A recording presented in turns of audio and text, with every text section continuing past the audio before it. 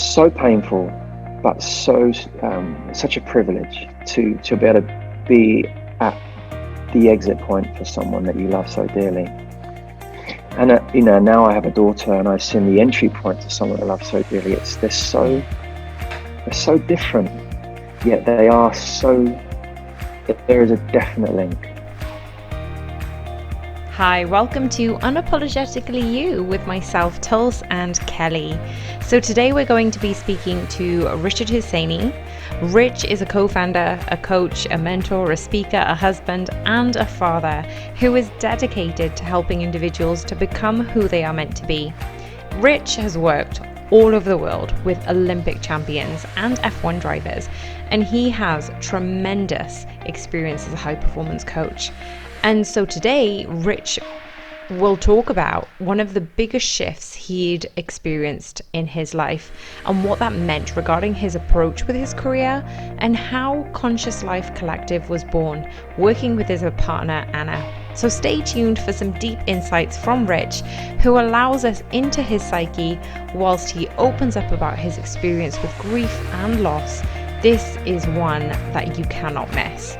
And remember, if you're not already a member of our Patreon collective, the link is in the description below. And this is where you will have access to brand new podcasts before their release date and a chance to chat with Kelly and myself.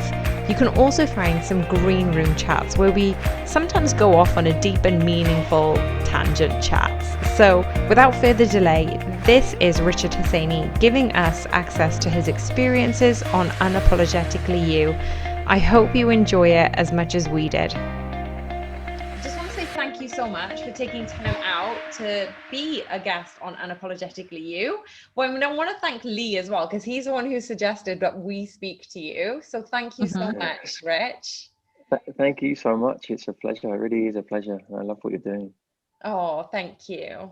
Well, my first questions, I'm going to dive straight into the deep end and talk about, I know that your experience is, you've been you are a successful human performance coach. You've worked with Olympic sport athletes, and we had talked before, and I'm going to let our audience know about this, about a gap, between the high performance world and that transition where you felt there was a gap. You were telling me that there was something missing, that you were searching for something more, a purpose of fulfillment. Can you explain how you got to this level of awareness and what led to that shift in your life? Yeah. I was working in, painful events are our biggest teacher. And my one was losing my mum to cancer. And not just the death, but the end of life process, being her carer. And preceding that, I was in China. I was working at Exos in China as a strength coach, with some of the national teams, some of the regional teams in Shanghai and Beijing, and having the time of my life. Richie was, and kind of ironically at that time before all this happened, I thought I was really sorted as a human being. I thought I was, potentially successful on paper, and kind of all the stuff that comes with that facade that I was painting. And then my mum got diagnosed with cancer in September 2014, and it was kind of like, it was just the biggest bombshell that could ever have gone off in my life. Absolutely. And so that time, so my mum passed away in April 2015, and I went home, came back, and kind of just put into this downward spiral of, I went back to China. I was in England for a few weeks, and my mum said, you've got to go back and finish a contract, which ran out in March time. And so I went back till Christmas. I went back home at Christmas, and everything on the surface was really normal, because the symptoms are pretty much minimal, apart from a small lump on my mum's neck. And so it was this weird time. My mum was feeling really good, and I guess I'm adding these layers to it, because the the reality of what was happening was been able to be masked by myself, and not by my mum, because she was going through this her own internal experience, but kind of like, is this real? What's going on? I'm living in China. I'm still doing what I was doing, but and still trying to do what I was doing. But it just felt there was just the whole had fallen out of it. And then so it got to the point I went for an interview actually for HAAWK in Geneva, end of February 2015, and my mum was meant to meet me there because she had lived in Geneva a few years. In her training, she was a nurse, and she missed her flight on the Friday, and it was like, wow, that's weird. What's going on? And her text is starting to change. And then she said, okay, I'll come on Friday. I'll come on Saturday. And then she missed that flight as well. And it's just all very strange. And so I went home on the Sunday. I was meant to go back to Shanghai, but went back to home. And kind of when seeing her, it kind of, she'd obviously regressed a huge amount. I'd say she was still very much her, but in a dementia, it had gone spread to her brain, basically. Primary was thyroid, but then it spread to her brain and all over. Yeah. And so then it was, from then on, it was, all my stuff was in Shanghai still. And from then it was just like, okay, that's what you have to do. But I didn't think about it. Like you become, and I think everyone has is in them. It's not when you get faced with something so in that kind of situation, your higher self steps forward and you just take over. There's no thought behind it really. And so, yeah, just, the days were about going to hospital and the medication and the care and doing things memorable and becoming to having conversations that I never would have had before. I would have put off before because I was too scared to have them because I didn't want to make someone feel uncomfortable. I didn't want to make myself feel uncomfortable more than anything.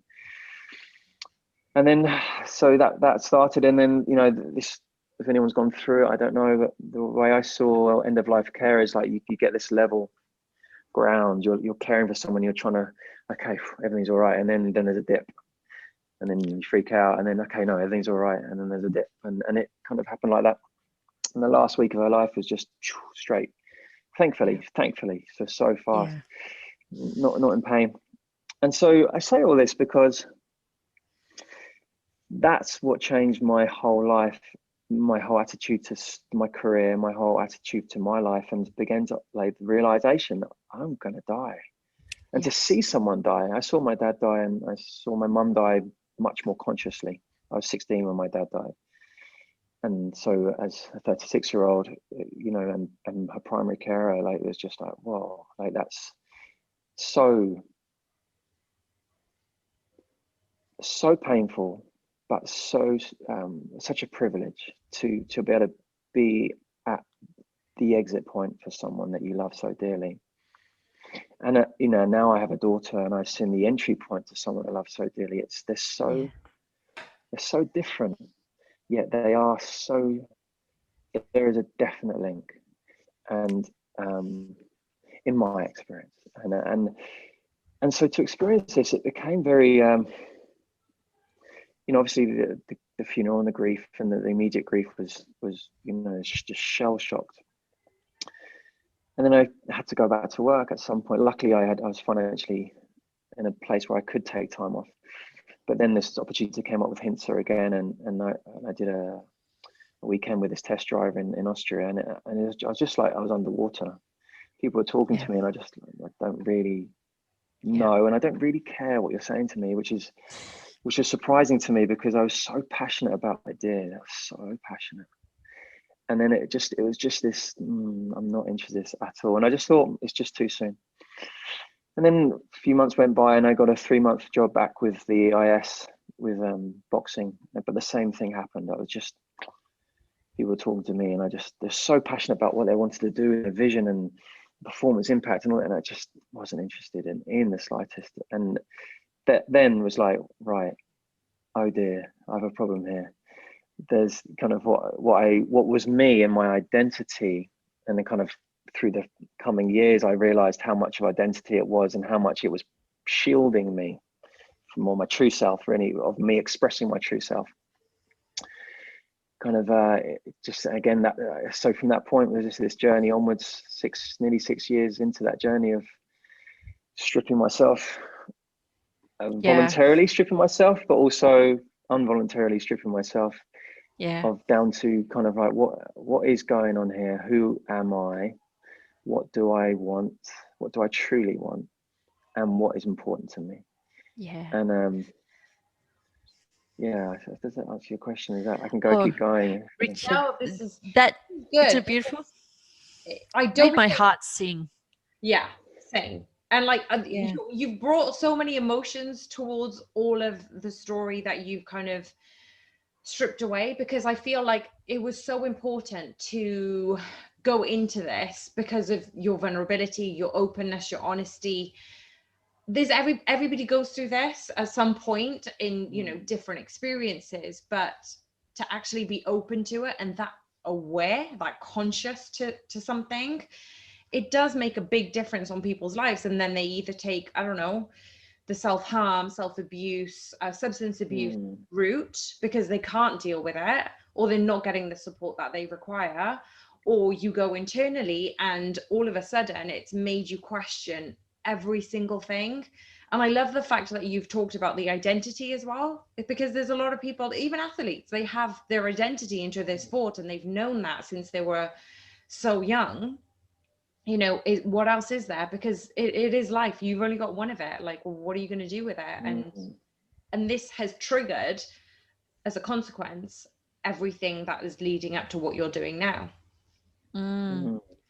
I loved hearing what you just said. You actually stripped me bare, because my dad died of cancer nearly 3 years ago now, 2.5 years ago. And I'm a mum.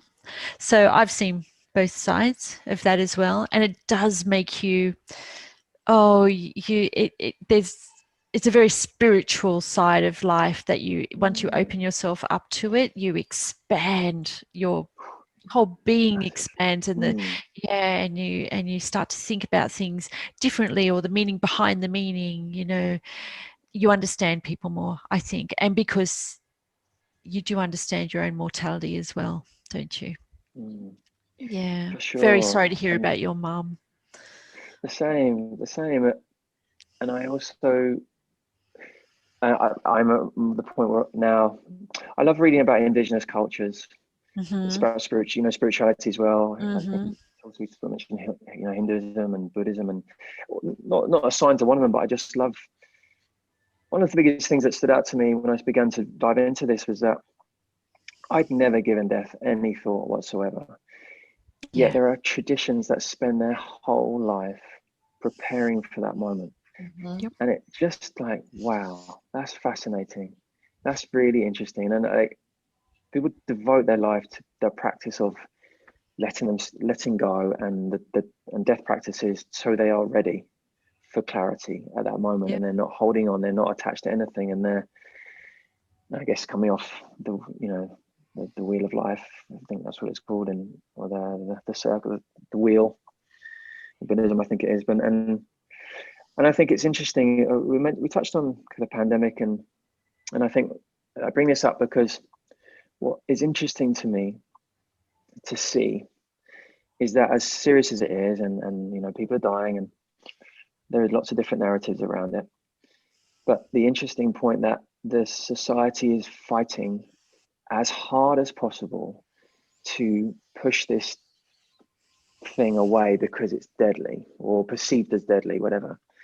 Yet, I link back to the indigenous cultures that I love reading about, is the masters, or the wise ones, are ready to let go at any moment.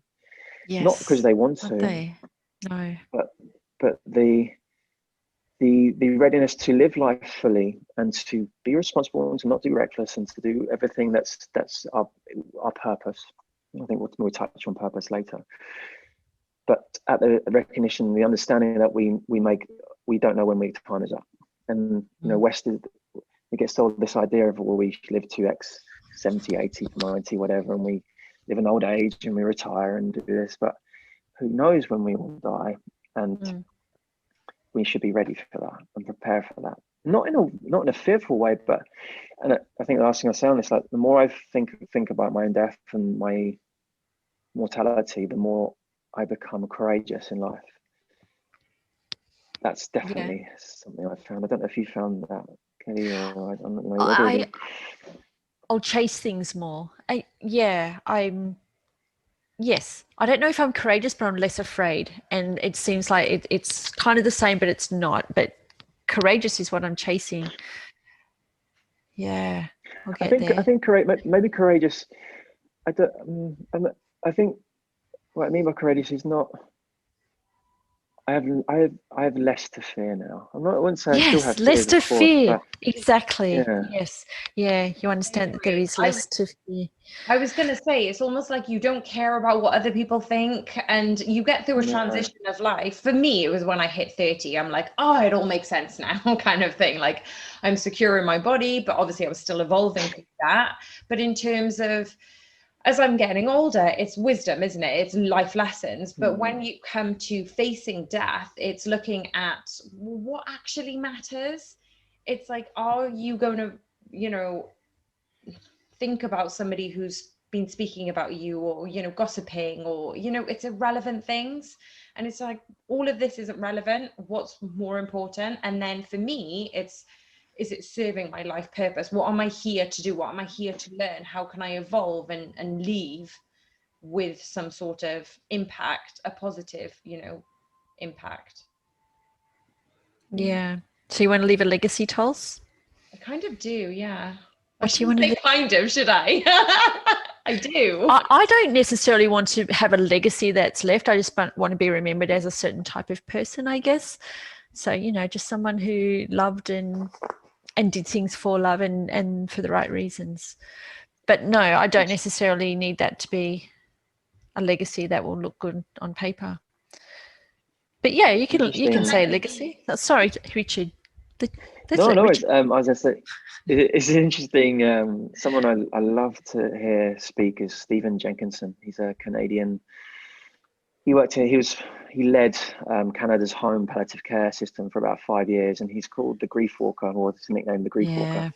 Yeah. No, I don't know if you've heard of him, but I haven't. Amazing man to check out. But he was saying, like, one of the many things that stand out to him is like the fear of death is not, in many people he came across, was being forgotten. That was one of the major fears, of being forgotten. Was it? Okay. And of course, yeah, I just think if you were loved, then you were not forgotten. So being loved or loving or letting people know they are loved is one way of making sure you're not forgotten, I guess, or at least you're missed. I'm going to intervene on this one. So I've been reading and listening to different things at the moment, and one of them is history is repeating itself quite a bit, and obviously we're trying to evolve, but there's more and more recurrent patterns of sexism, prejudice, racism, all of these things that back in time, like even 100 years ago, you think, well, why are we still talking about the same topic? Like, why isn't it evolved? But anyway, that was kind of some context. But for me, I was like to myself, well, when do you remember famous painters? And like, say, for example, so this was in a podcast saying, okay, so we're admiring singers now, we're admiring famous people now, writers now, artists now, who were relevant to this time, but in 100 years time, they're going to be irrelevant, because there's going to be a new phase of new current people who are making an impact. So it's almost like, well, does that even matter? Does it even matter that people remember your name? Because 100,000 years later, nobody's going to remember you. This is our experience and our time to make it what we will. And as I said earlier, of what can we learn from this? Well, what are we here to do? Go. You were going to say something good. Go. I mean, this is where I am as well. But kind of that not battle, but the idea of purpose and I'm here to serve my purpose and to make an impact, and I think there's definitely a value in that, in the sense of, and to me, purpose is what makes my heart swell. That's where I'm with it now, and so when I'm doing something that makes my heart swell, right, that's my purpose. I'm doing more of this. This conversation is making my heart swell, for example, and so to talk about these conversations are powerful, and then the idea of, the individual, and we're this identity individual, but kind of again, but then linking also to a very spiritual idea of like we return back to one, or to source, or to whatever you want to call it, God or whatever. And the idea that we're just these fleeting moments of an expression of a bigger thing, and to not worry about our individual stamp, because if we're living from this heart swell, we are undoubtedly going to make a stamp, because that's infectious, and it's exactly the ripples that you create, that heart swell. Which could manifest as incredible music, or incredible art, or incredible conversation, or something as simple as a conversation to a stranger in the street. Like it's, I think, and I've been caught up before in, you know, as an S&C, like I need to have journals published, and I have this and that, to, you know, like lost in my own perception of what I thought was important. And not to say that isn't important. No, I know. But I was lost in that, the idea of that's what would make me successful. But kind of, I think that's where I've come from, and that's where I'm at with that at the moment anyway. Not to say there's still part of me that it feels the sense of I want to, you know, I want to help make a change in the world, and if my name is to that, then wonderful. Yeah. But my daughter, I keep coming back to my daughter, like she's one of my biggest teachers, you know, the exchange with her when I'm present and I'm aware, and she'll give me a picture that she's drawn, and the excitement that she's in her when she gives it to me is just like, wow, that's what it is all about right there, you know. And what's amazing about your daughter and all children at the moment, like I've not got any kids, but want kids. But for me, I feel like they're so in the moment that they express, and their emotions are forefront, and then the second later, or a couple of minutes later, they're on to the next thing. And it's really, really good to keep you grounded in the moment, seeing how they see life. And it makes you question more and more things about your own life. Is that correct? Is that correct for both of you? This is just an assumption, because obviously I'm just an outsider. You've got lots of nieces and nephews and friends. So yeah, I think so. They're daily lessons, wouldn't you say, Richard? Daily. And just we both, I know cancer's come up, and something that fascinates me, a person that fascinates me anyway, is Dr. Gabor Mate. I don't know if you heard of him. Someone to check out, but one of his books is called When the Body Says No. And the idea of, heavily researched the idea of that all chronic disease is really trauma. The seed of that is from trauma. And because it's not expressed emotion and all that kind of stuff. And so link back to children, you know, they're so free in expressing their emotions.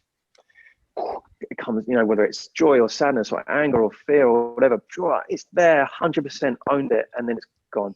And then it's back to like their level. Whereas just, you know, adults, we learn to suppress, and we learn because we just deal with it, and we learn to deal with it in different ways. We don't necessarily expect, and it's just, just maybe think of that as you were talking. Yeah. I think as adults, we do it so we don't make other people uncomfortable.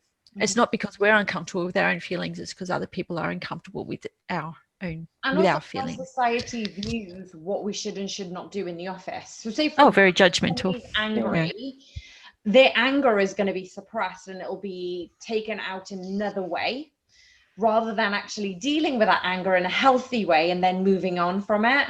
And society in itself has given us boundaries that everybody adheres to. Oh, for sure. Rules that don't necessarily suit everyone. Yeah. Yeah. And as we evolve as humans as well, the rules don't suit all over again. You know, the rules of not being vulnerable because it makes other people uncomfortable, or just, you know, that old misery loves company thing, you know. But Rich, I just wanted to touch upon your previous answer, because I know a lot of close friends who've lost their parents, and I'm so lucky that I've still got both of mine. And we've, you know, it makes me want to spend more time with them and cultivate that relationship, because you just don't know what's going to happen. But from your point of view, and probably for you, Cal, as well, what were the questions that you were asking yourself going through that transition? Were there things that kind of cropped up, and were you able to kind of go through a process? You know, how did you go through that transition? The transition of grief, or not transition of grief, like the transition from career, or just that transition of being actually having questions to just go, is this actually worth it? You know, something of that nature, and questioning not only just life, but your job, and through going through grief in itself. One of the biggest things, the thing that still stands out to me now, and it's one of the most profound, one of the biggest things that happened, or realizations that I had, was I was sitting at home. So I didn't have a place, and I lived at my mum's when I came back from China, and then I ended up, obviously I had the house and I ended up selling the house. But up until that point, I was living there and I was alone in it, and I had spent many, many hours alone. I would either go on my bike for 5-6 hours and then come back and sit in there. And this realization that I could see the waves of, I began to be aware of the waves of highs and lows. It was just all despair. And then after a while, I noticed, oh, I feel lighter today. And it was and then I'd go back into it, and then I'd come up, and initially those highs were very few and far between. They're very rare, and there was then an association of guilt and shame for feeling that. But then life happens, and those the ratio of those became different, and it became that awareness of like, whoa, my emotions are changing, and I can see that. That awareness of being able to see it was one of the biggest things that gave me awareness, I think, is the only word I can use, awareness, to then realize that, oh, there's more going on here than I'd never seen before. I'd never seen it before. And I was always distracting, as many of us do, distraction, and we don't realize we're distraction, we're just doing.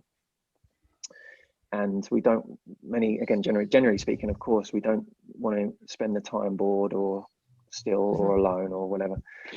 And so, yeah, that was really one of it gave me a tool to use to see, okay, well, this is how I feel today. And then going into kind of jobs, like, it was just this feeling in my body. And at the start, it wasn't so clear. Now, I think we spoke last time, so it was kind of about bringing up my awareness into our body more, embodiment, or, somatic experience, or whatever you want to call that. And it was just my initial thinking, my body's saying something different here. And that's interesting. Like, it was just this, and as I've learned more and more and more, like my body is telling me, is guiding me all the time, it's guiding all of us all of the time, just whether we choose to listen. And like a kind of like a resonant tuning fork, like that swell in the heart is when we're one way, and then that the gripping or the discomfort or the whatever is when we're doing something we probably shouldn't be doing, but we're not aligned with. Yes. And so I wasn't aligned with what I was trying to do, but then there was a fear there that kept me doing it, because, well, what else am I going to do? This is what I'm known for. Who am I if I don't work with this athlete or that athlete? What am I going to say? Like this. I'm not going to be anything if I don't work with Olympic athletes. And again, I can come back to that identity, this veneer that was. I remember being in China thinking, when I leave here, how am I going to get back in the arts? How am I going to get the next job? How am I going to? The job in a way was secondary.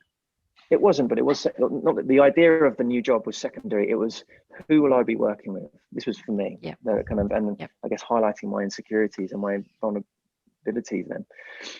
And so since then, still shedding stuff, of course I am.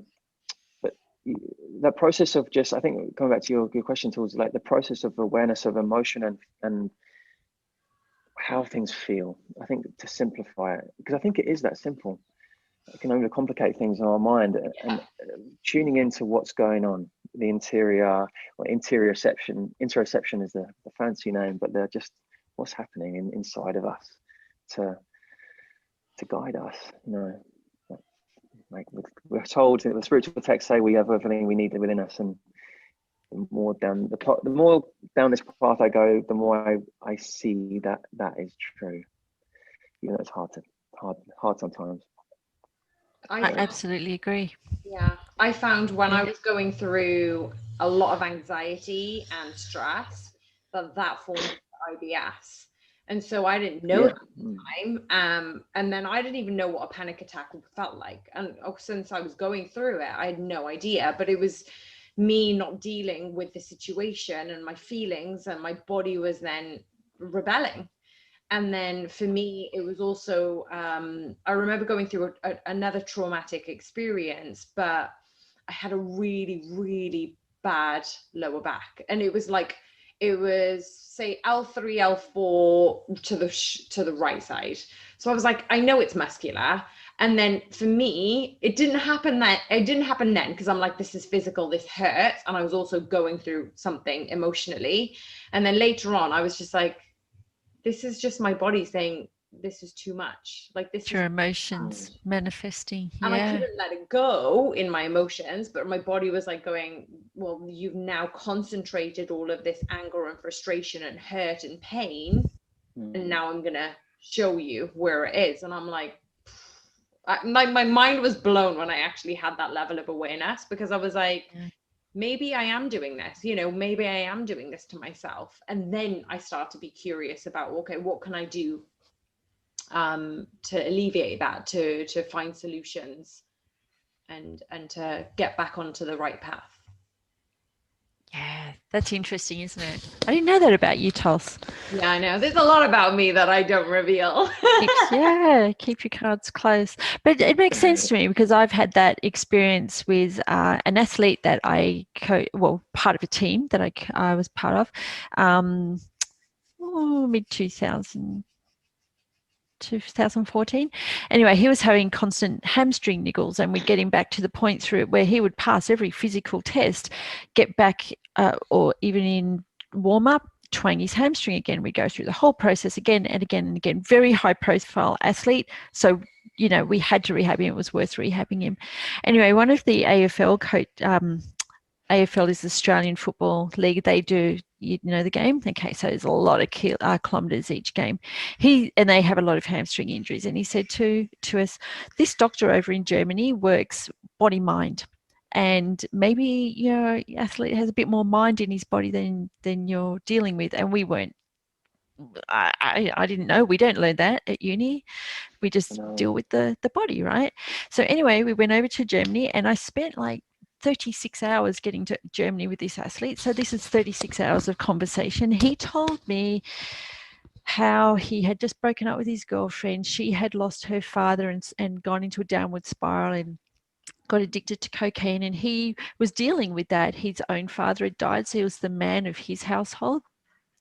The football club had recently had a bit of a peptide scandal, so there was pressure from the media, and the club was always also spending millions of dollars on lawyers. So they were telling the players, if you get another contract, it will be definitely less than what you are currently contracted on, but we actually can't promise you a contract at all. So these are all these things that he was dealing with. And by the time we got to the doctor and the doctor sat down, I was in the initial consultation, and he said to the player, tell me what's going on in your life. And this player goes, nothing. I went, oh my, you haven't got to tell him everything that you just told me, because I feel like that's definitely your emotions manifesting physically. And the doctor asked me to leave the room, and then they had their own consult, and he did tell, like, it was an hour, so he definitely didn't say everything in that hour that I heard over 36. But the doctor came out, and then I got to go back in again, and he said, look, I'm sure I haven't heard as much as I'm told but I know enough to tell you this. Lower back pain is caused by you carrying a burden too heavy, low, undiagnosed, no impact injury, back pain, carrying a burden that is too heavy for you right now. Hamstring is, continually the way he was getting, is caused by not feeling supported. And his story over that previous year just spoke of both of those injuries, both of which he'd played through and tried to play through. But doesn't it just wake you up to yourself and what other people are going through and the players we coach? Right? Yeah. They have a story, So- and they don't, like when he was standing in front of a doctor and asked, you know, tell me everything. He goes, nothing's really happening in my life. But to No have a wonder- doctor with that level of perception, He was amazing. because otherwise it's anti-inflammatories. Here's some medicine. Here's this. Which is what we'd been doing Yeah. to the poor guy. Yeah. No, there was a whole lot more going on. And that's the, you know, I think that's where indigenous cultures, spiritual practices can come in, because again, my understanding of the energetic system, the energy field around our body, you know, yogis call that chakras, but kind of Joe Dispenza, you know, energy centers within our body, and not just within our body, but outside of our body. And HAAWK Institute are one Heart Math amazing Institute, I know. group people who are looking at this, and the heart wave is several feet outside our body. And my understanding of the relation to the energy field and the physical body is that the physical body is like the printout. So we could heal the physical body as much as all day long, but until we heal the energetic print, the blueprint, and that could be from trauma from a childhood, that could be from something else, that could be in some context from a past life, you know, in some area. Now, and so that is fascinating. And you know, I think we both experienced Joe Dispenza in some form, but I have. Yes. And feeling that is unbelievable. Isn't it? It's like it moves through you, isn't it? I've seen him live, and his voice and the words he says, it's more the words and the energy that is produced. It vibrates. It makes you vibrate. Yeah. Right. And you just said that sometimes contacts from previous lives can have influence on your current energy. I'm going to tell you to ask you if you've ever read a book by Dr. I'm going to say Robert Wise, and it's spelled Weiss. No, I haven't heard of him. He's a psychiatrist who, I don't want to ruin it. He's a psychiatrist who had a patient who was very anxious and, you know, just sort of collapsing into herself with the weight. It looked like the weight of something was on her. And so anyway, he took her on as a client, and when he put her under hypnosis, she had she was able to recall or go back into multiple 86, I think it was, previous incarnations. You know what? It really put me at peace with my dad passing away. It really put me at peace with me dying someday. But the interesting thing about what energy comes with you, and what you hold on to and what you don't need to hold on to, is a fabulous book. Yeah. Good. Okay, I'll look him up. You'll have to. I can't remember what it's called. If I do, I'll just let you know. But yeah, and really helped you. Have you heard of Dr. Eben Alexander, Proof of Heaven? Evan Alexander? No. Eben, E-B-E-N, I think that's his name. Okay, Eben, Eben Alexander. Proof of Heaven, that book. But I'm not going to say too much, but he's a medical brain surgeon.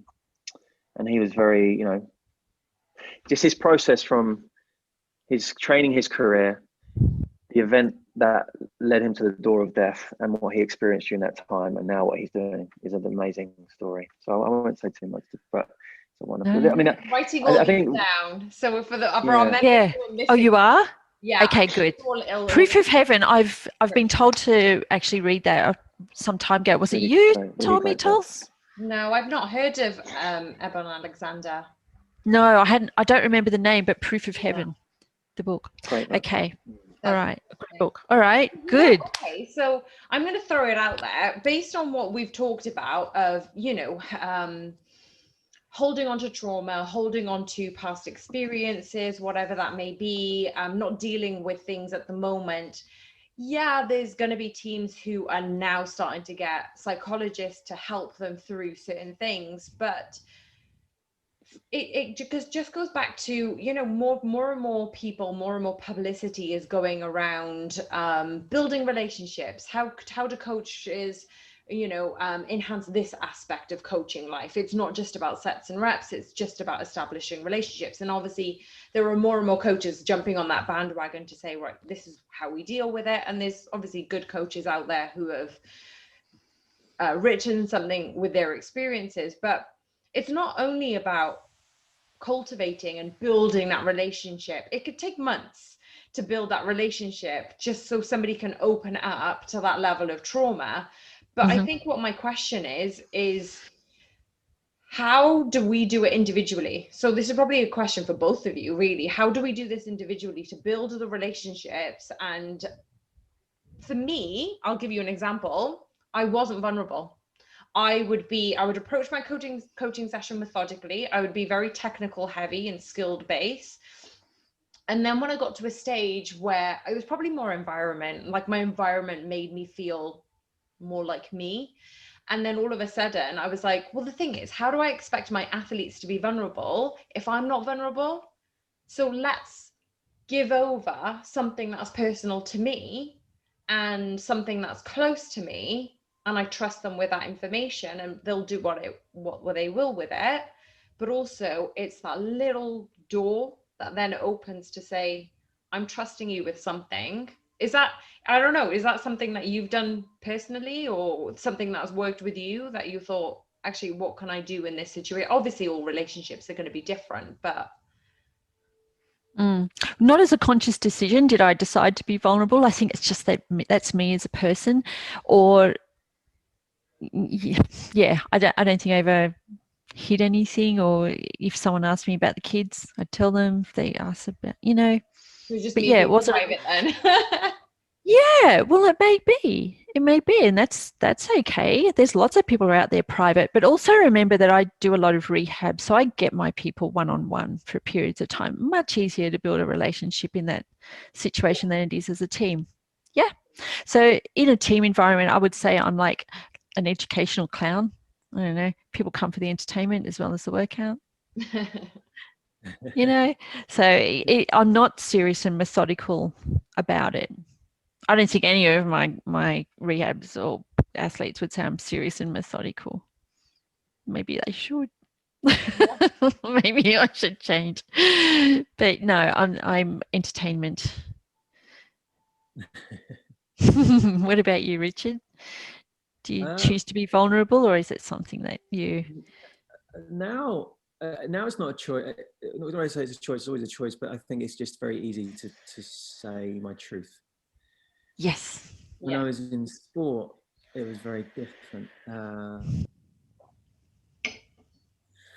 Different environments, actually. I've got to say, and this is not to knock the EIS at all. The people who I kind of, I wanted to work for, how my perception whilst being in there was that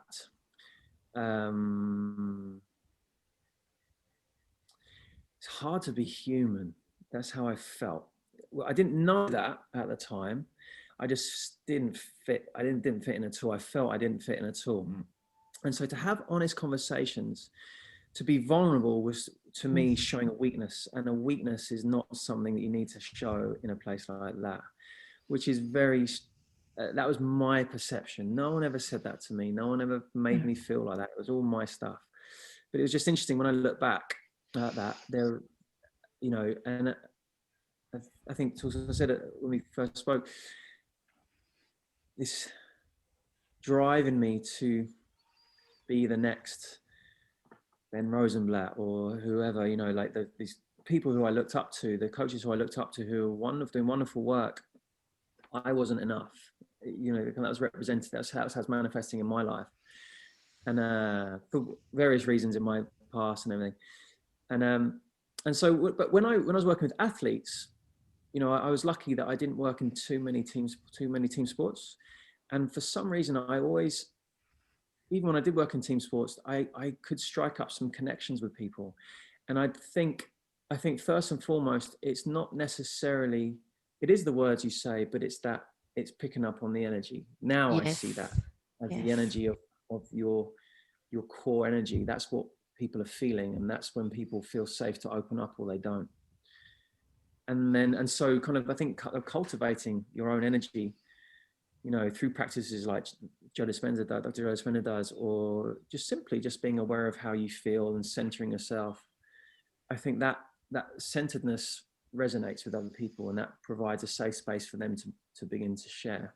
Yeah. I also believe in sharing, you know, being vulnerable, but I think, I don't know, kind of your experiences of grief, any of your experiences of grief, but I think people who have experienced grief, typically in my experience, can just hold space. They don't need to say anything. Whereas people who maybe haven't experienced, and not through their fault, they're going to have their share of it. Yeah. And I think this comes down to an innate human, they want to rescue, they want to save someone from feeling so deeply. Mm-hmm. Yeah. All that's needed is to feel so deeply. Yeah. I think they want to fill the gaps with words and not, but when you've experienced it, you can share the silence a bit better. I don't think, for me, like, not many people know about this, and I've written this in my book, but I didn't know how to deal with grief because I lost my cousin when I was 14 to suicide. So he obviously took his own life, and at the time I was going through stuff, so I didn't know how to deal with that. And my nan had died when I was 18, and you know, every summer, every evening, every weekend, we'd be with her, and he was a part of my childhood, and so I still think of her very fondly. But I don't think I just didn't understand how to do any of that. It was not really spoken about, or I never understood it. I wouldn't know how to explain that to someone either, though. You know, it's So you just said no one explained it to you, no one could help you. I think they're trying to help themselves. It's a hard, it's a lot. It's a lot to go through, isn't it? And like there's so many things piled on you all at the same time. So there's grief and there's relief and there's disbelief and there's you know, and just love swirling around everywhere. And it's just there's the black and white of emotion. It was like the end of the scale of everything. Yeah.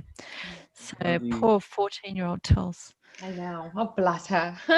Yeah. So, Rich, I just wanted to move on from obviously talking about grief and relationships and things like that to your, well, not so much relationships. You're not gonna deviate from that subject completely, but your partnership and your business right at the moment, and basically your Conscious Life Collective. How did this evolve within your relationship with Anna? And tell us what it means to work together with somebody you love. Has it caused arguments? Has it brought you closer together to work on solutions? You know, what's the dynamic like, and how did it evolve? It evolves so naturally. I met Anna, you know, I was in this process, but a few years, I can't remember now, a year or so after. Anna's background is graphic designer, lived in LA. She's been a yoga teacher now for like 20 years or so. So she heavily not only teaches it, lives the yogic path very much. And so that's rubbed off on me so much. Yeah. She taught me as well. And so, you know, to start with, when I was wanted to form something on my own, it was still around performance and the language around that. Because again, my identity was still around that. And so the Conscious Life Collective is where it is now, and working together is, you know, our life experience. And for us anyway, it's this awareness of awareness, consciousness, or whatever you want to call it, kind of what is that? and it doesn't have to be very metaphysical or deep in nature. It could be just the choices we make, and and so how does it work with us? We're so fortunate that it's our soulmates, I would say, in a way. So it's very easy to have a relationship, a working relationship, and as well as our partnership in life. And not to say we don't have disagreements, of course we do, but it's very natural. It feels very natural, and it's yeah. Does that answer your question? It just feels. It's easy. Is it easy? It's easy, and it's still Yeah. an evolution. It's not. Yeah. I think as soon as where I'm at anyway, as soon as I'm identify with something has to be there. I don't know. A silly example would be, this needs to be on the website. As soon as I'm aware of that, I look at that. Okay, well, that probably needs to go, because as soon as I'm overly, and so those sticking points where I'm, and this is a skill, and I'm not mastered this at all, but it kind of, the sticking points of being very opinionated or stuck on something, they're not. It's for me to look at that.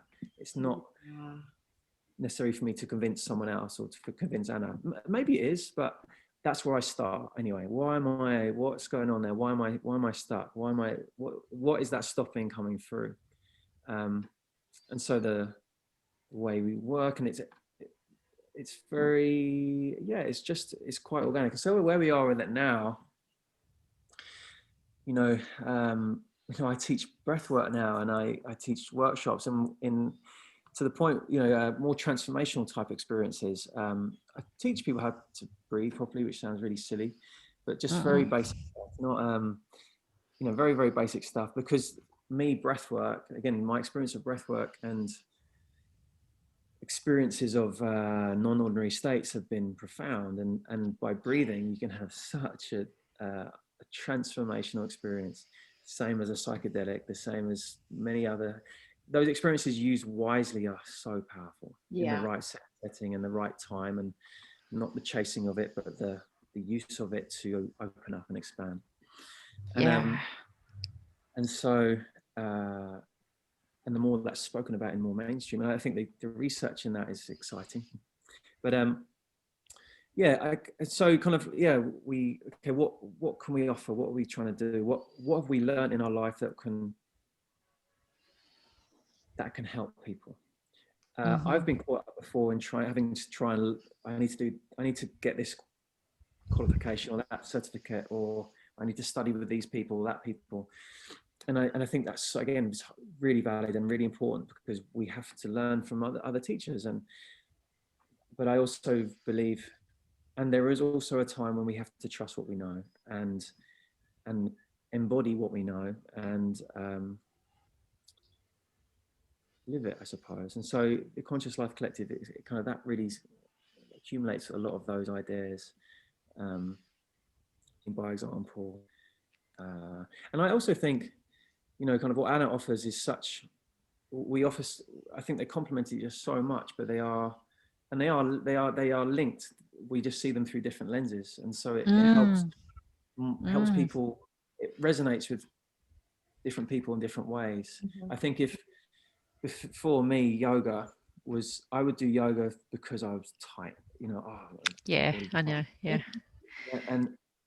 And unbetold to me, known to me, that the practice of yoga, I would find myself crying in the middle of practices. What is going on here? What am I doing? And I hide it as best as I could. Sweating my eye. But and the evolution of that has come to the point where, like, I'm in my body, and I'm aware of what, I guess, long story short, waffling on, but like the idea of yoga to me was it was in its box, and it was for certain people and for hippies and for, that was my perspective at that time. Now yoga is such a fundamental part of my life. And so kind of, I guess the message that and refining more and more is the idea that, you know, embodying the ordinary leads to extraordinary. So whether you want to be a medalist or, you know, and I think action sport athletes have allowed me to see that most. Yeah. And like, yeah, they're the least EIS institutional sport possible. Like, they do not like process. They do not like measurements. They do. And I value those so much. And that was one of the biggest frustrations working with them. However, they're so in tune with their body. They're so in tune with the environment. And they embody what they need. They're like to do. I remember hearing, so I work with snowboarders. I don't anymore, but I did do snowboarders and skiers. Yeah. And a little bit of Cirque du Soleil, a little bit. Not as a support thing. This was in China. But kind of the slopestyle and half pipe squad, the GB squad. But I was at a Red Bull forum put on by Darren Roberts in London a few years ago. And Andrew Cotton was speaking. There's a few different athletes there. And to hear them speak is amazing, because they're still talking about performance and I need to be my best and all that. But he was saying, like, he surfs big waves. So Nazare in Portugal, or like Jaws in Hawaii. And something in me that pulls me to that. I've never ever been in that environment. I've never trained in it. It would kill me. But there's something about that. But he was saying, like, when he's getting pulled into this wave, there's the roar of the sound and the vibrations on the board and the wall of water that's building, and he's building on. He goes, it's just this moment of clarity of peace that comes, and he'll begin to breathe a certain way. Initially it's a choice, and probably I'd say most likely it's just, you know, habit. But this, all of a sudden it becomes quiet. This insane environment, which would terrify a majority of people in the world, is he finds this place of quietness. And so my point to that, embodying the ordinary that leads to extraordinary, like, we can all achieve that place of quiet, you know, sitting in we don't have to be on a wall of water to achieve that. And I think as well, like, I think we said before, tools like, what my perception of extraordinary achievement is just really very ordinary steps leading to that. There's an innate ability in that human being, of course, and a vision, and the vision of where they want to get to, and a vision of what they see so clearly. Again, linking to Andrew Cotton, he would envision the wave he wants to ride. He would feel what it would feel like. I think coming back to Joe Dispenza, that's what he's teaching. You know, what reality do we want? And so, yeah, kind of embodying the ordinary, very ordinary practices that lead to extraordinary things. I mean, but, you know, I think on social media, you know, certain people like to portray these fancy new exercises or this and that, but it's not that gets you excellence. It's the majority of the time it's very simple training that leads to wonderful things. And so yeah, does that answer your question? Kind of it does. Come together like that. And there are differences, of course, and that's a good thing to be able to just discuss those and again, using those as a tool to develop our relationship, you know. Yeah, it's an opportunity for growth, isn't it? It's another learning experience. It's a growth experience. You're evolving your relationship, and it was a great answer. I thought it was a great answer. It was. It's my turn to introduce our quick fire question to you, Richard. So this is something that you have answered in a longer answer previously, but I just want you to answer it real snappily, and just the first thing that comes to your mind. What advice would you give to your younger self? What does Richard now, what would Richard now tell Richard then? You're enough. You are enough. Yeah. Calm down, and you are enough. You're enough. Did you think you weren't enough? And I think you did touch on this, saying it was you who thought you weren't enough. And there were some challenges growing up that made you think that perhaps you weren't. But it was mainly you telling yourself that you had to be, or you wanted to be, you know, the Ben Rosenblatt. Yeah. You know, because I just, he's so my remembrance of him was that he was a lad. He was funny, but he was very sharp in his mind as well. But I think my past was so yeah, like admired him. Yeah, I remember my dad was an alcoholic, and my mum and dad weren't together, and there's this, I guess, living with an alcoholic, you it becomes, it was just my normal. And so when I say that, like, I learned to live with it and deal with it. And so trying to get validation, trying to ask my dad to stop drinking, trying to kind of working life out in those environments. My mum worked nights. My mum lived in Iraq, lived in Oman for a few years when I was 8, 9, 10. So I didn't see her much then. And so this separation and this people either leaving my location or leaving me in the same room. This idea of kind of, and I've done a lot of work on this. So kind of that's my analysis of it all, what's come to the surface so far of it all. And kind of seeking validation, like, well, I'm not enough. I need to seek validation. And so that I didn't see all this then, and kind of those perpetuating patterns in relationships, in things I did, in,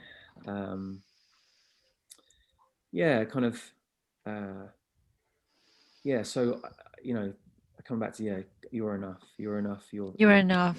Yes. Yeah. All right.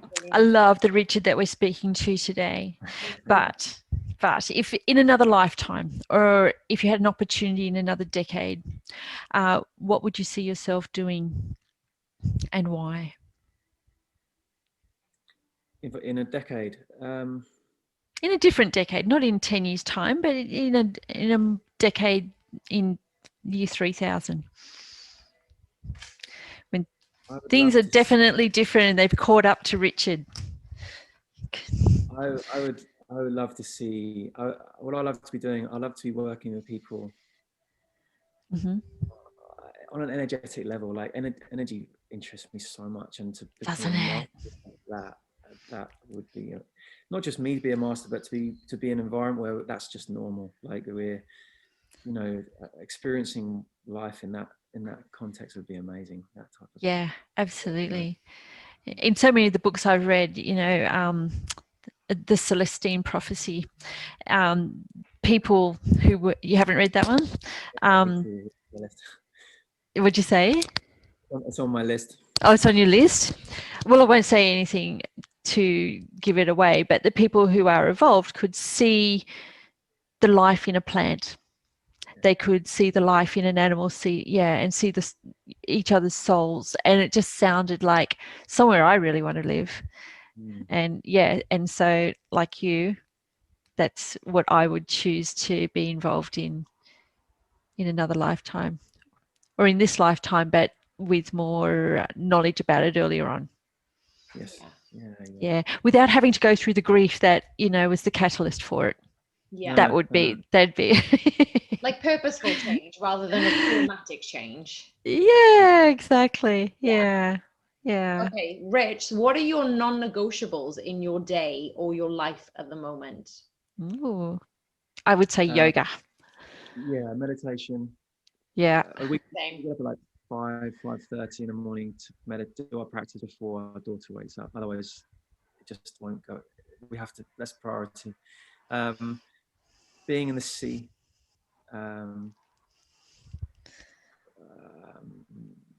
And being focused with my family.